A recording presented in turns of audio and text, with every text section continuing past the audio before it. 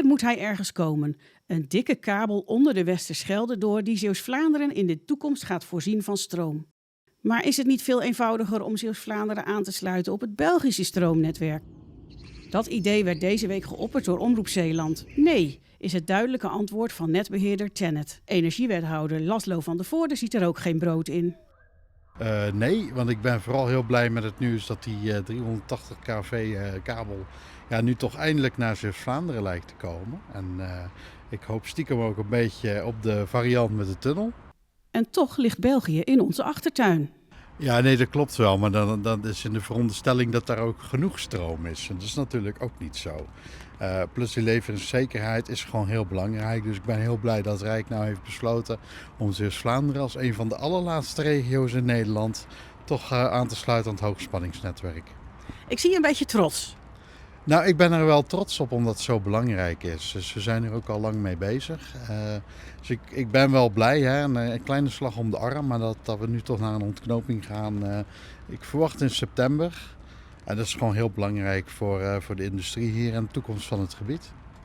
Nu zei u net, ik hoop op een tunnel onder de Westerschelde door. Waarom is dat belangrijk? Nou, ik denk voor de continuïteit van de vaarroute, voor het uitzicht.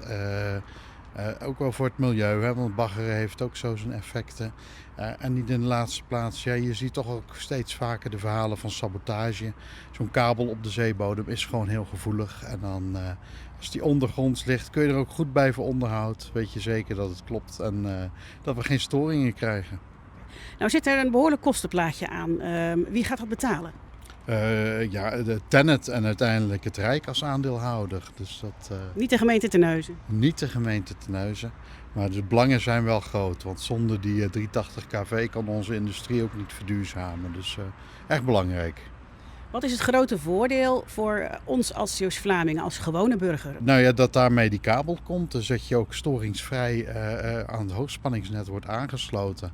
En dat betekent toch gewoon met die enorme elektriciteitsvraag in de toekomst. Voor die industrie, maar ook de huishoudens. Dat je die leveringszekerheid gewoon hebt. Is er nu nood aan energie bij bedrijven? Ja, nestcongestie is heel reëel. Hè? Dus er is iets van ruimte gevonden. Maar dat is vooral door slim te kijken naar contracten en daarbinnen soms iets af te knijpen. Maar het grote aanbod moet echt van die kabel komen. En tot die tijd is er vrij weinig mogelijk in Zeeuws-Vlaanderen. Toch nog even terug naar een aansluiting met België. Want is er wel goed naar gekeken? Het gaat vooral om wetten en regels. Nou, ik denk twee dingen. Die regels die moeten beslecht worden. Omdat uiteindelijk, en dat weet ik, de Gentse kanaalzone ook reikhalzend uitkijkt naar die stroom.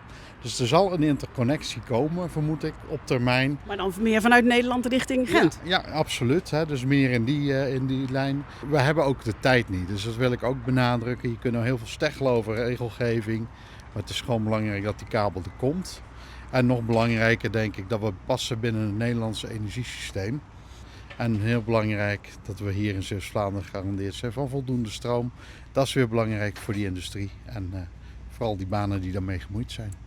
Tja, als er dan toch een kabeltunnel onder de Schelde komt, kan er dan niet meteen wat asfalt en verlichting in komen, zodat we erdoor kunnen rijden. Maar dat is een discussie voor een andere keer.